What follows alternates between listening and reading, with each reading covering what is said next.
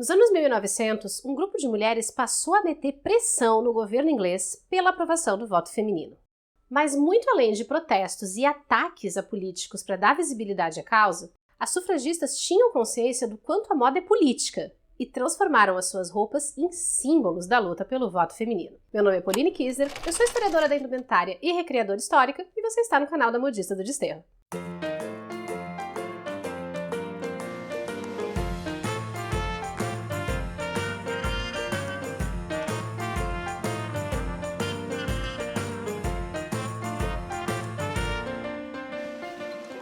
Olá, modistas! Tudo bem com vocês aí desse lado? Se você está caindo de paraquedas hoje neste canal, seja muito bem-vindo! Por aqui nós falamos sobre história da moda, mas fazemos isso com um olhar para questões muito específicas, como gênero, classe social e questões políticas e culturais de várias épocas de uma forma geral. Mas a gente faz isso com base em muita pesquisa nas fontes originais da época, para trazer para vocês um conteúdo que tenha a comprovação científica da informação que está sendo apresentada. Inclusive, você encontra todas as referências dessa pesquisa aqui embaixo na descrição do vídeo, porque aqui a gente não guarda conhecimento, a gente bota ele para circular. No vídeo de hoje, nós vamos falar sobre as sufragistas, que eram as mulheres que lutavam publicamente pelo voto feminino e como elas conscientemente transformaram a moda numa arma de luta política. Então já senta seu dedinho nesse botão de like, se inscreve aqui no canal, ativa as notificações e vem comigo para conhecer um pouco mais sobre os pontos de contato entre as roupas e a política. Entre as nações modernas, a primeira a conceder o direito de voto às mulheres foi a Nova Zelândia em 1893. Aqui no Brasil, esse direito só veio por decreto presidencial em 1932, durante o governo de Getúlio Vargas, e só foi incorporado à nossa Constituição em 1934. O final do século XIX e o começo do século XX foram marcados por uma intensa agitação política em toda a Europa e nas áreas colonizadas pelos países europeus. Nas grandes cidades industriais, os operários se organizavam para lutar por melhores salários e condições de trabalho, mas também por mudanças mais profundas na sociedade, inspiradas diretamente pelo socialismo e pelo anarquismo. Nas antigas colônias, como a Índia, as elites locais começavam a se levantar contra o domínio europeu e questionar o direito dos colonizadores de ocupar seus territórios e roubar seus recursos. Em toda a Europa, as mulheres também começaram a se organizar mais efetivamente em prol dos direitos femininos, em especial dos direitos políticos. Essas mulheres eram chamadas de sufragetes ou sufragistas, e embora elas estivessem presentes em vários países da Europa e também nos Estados Unidos e Canadá, foi na Inglaterra que esse movimento ganhou proporções gigantescas. Mas as sufragistas dos anos 1900 não inventaram a luta pelo voto feminino. Discussões sobre direitos femininos vinham sendo produzidas na filosofia por mulheres, mas também por alguns homens, pelo menos desde os anos 1700. O grande sucesso das sufragistas do começo do século XX estava na capacidade de organização, de arrecadação de recursos e de disseminação da sua mensagem. Algumas vezes de maneiras que hoje seriam consideradas formas de terrorismo, como o caso de Selina Martin e Leslie Hall, que em 1909 se disfarçaram de vendedoras de laranja e atacaram o carro do primeiro-ministro. Mas outras vezes de maneiras não violentas, mas bastante eficientes, como a publicação de jornais e revistas, distribuição de panfletos e organização de eventos com o objetivo de ganhar a simpatia do público. A grande responsável por transformar o sufragismo num tema político de apelo popular foi a famosa Emmeline Pankhurst, que no filme As Sufragistas é brilhantemente interpretada pela Meryl Streep. Junto com suas 3 filhas, Emmeline percebeu que a imagem que o público recebia sobre as sufragistas era criada basicamente por jornais conservadores dirigidos, editados e escritos por homens. Nesses jornais, e em especial nas ilustrações, as sufragistas eram representadas de forma grotesca e masculinizada, sempre criando a ideia de que a conquista de alguns direitos por parte das mulheres acabaria emasculando os homens e invertendo a ordem da sociedade. Não por um acaso, as sufragistas eram representadas com coisas que identificavam o homem na cultura popular: calças, monóculos, determinados tipos de chapéu e o ato de fumar. E essa imagem vinha sendo construída com muito sucesso pelos jornais desde a década de 1890. Mas a dona Emmeline Pankhurst, que hoje provavelmente seria considerada um gênio do marketing, percebeu que era preciso mostrar para o público que essa imagem estava toda errada e que tinha zero a ver com a realidade do que era o movimento sufragista e de quem eram as sufragistas. Emmeline e suas filhas publicavam em Londres o jornal Votes for Women, que está todo digitalizado e você encontra no link que está aqui embaixo na descrição. Era nesse jornal que elas divulgavam os eventos que seriam realizados, davam instruções sobre como se comportar nos protestos, como evitar a polícia e como se vestir. Sim, essa parte do como se vestir era muito importante e começava com o fato de que as sufragistas inglesas adotaram um conjunto específico de cores para representar o movimento. O roxo, o branco e o verde, aqui colocados na bandeira da União Social e Política Feminina. Nos eventos, os organizadores instruíam as mulheres a vestir branco ou champanhe para dar o máximo destaque às cores do movimento e fixar essas cores no imaginário popular. Mas a própria Pankhurst foi mais além e aconselhava as sufragistas que procurassem se vestir de maneira elegante e feminina, ainda que discreta, para demonstrar o quanto a construção visual que se fazia delas nos jornais era totalmente irreal.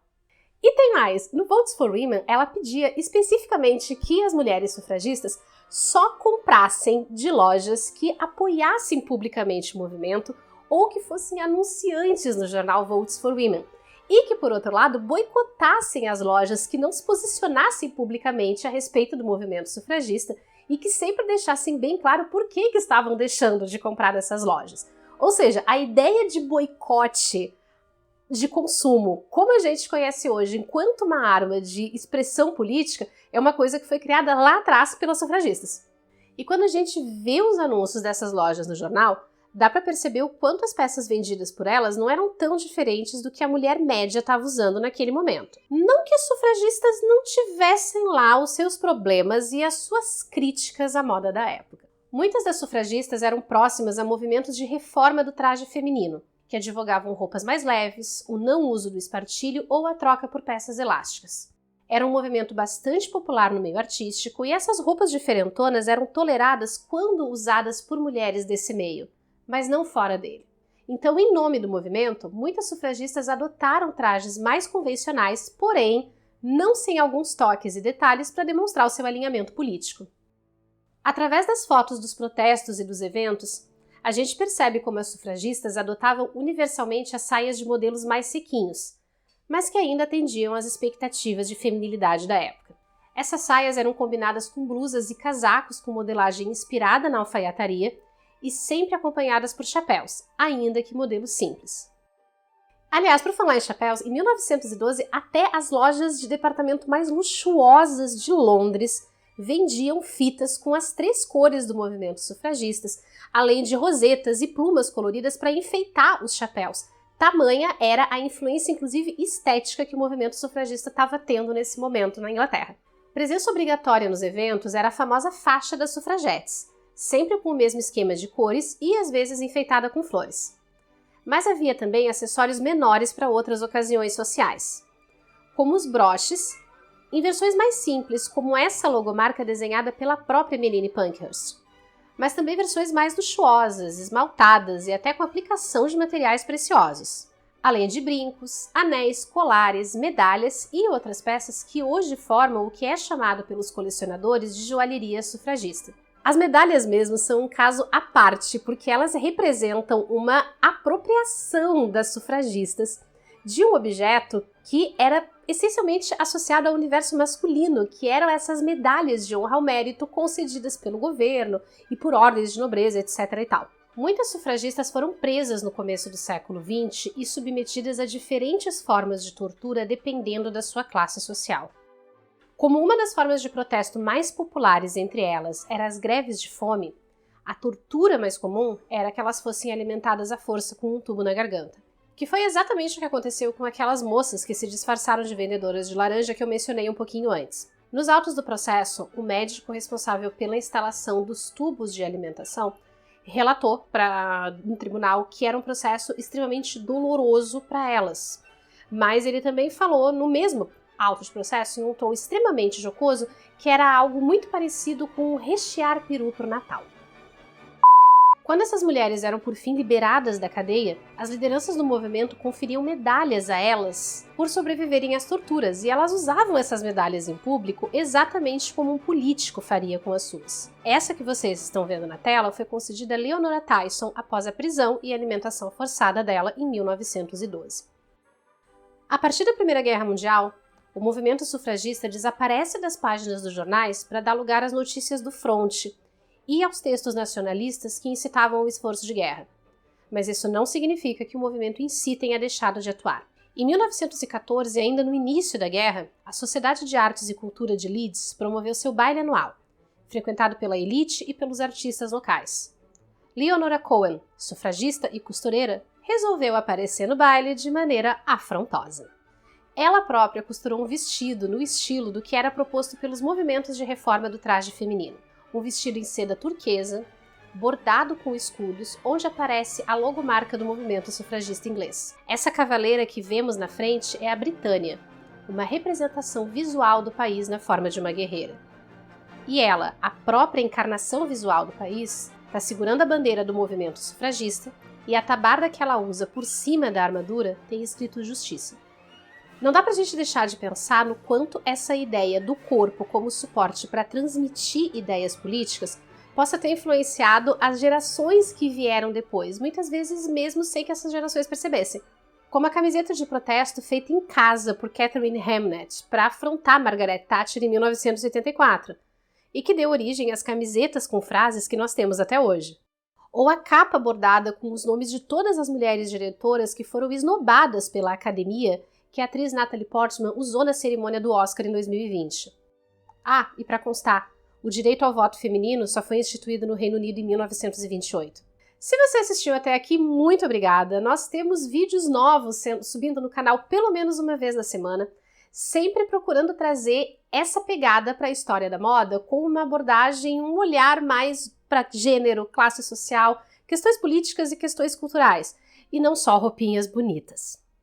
Então, se você curtiu esse conteúdo, aproveita para se inscrever aqui no canal, deixar o seu like, deixar o seu comentário aqui embaixo e dar uma conferida nesses outros conteúdos de história da moda que a gente já tem por aqui.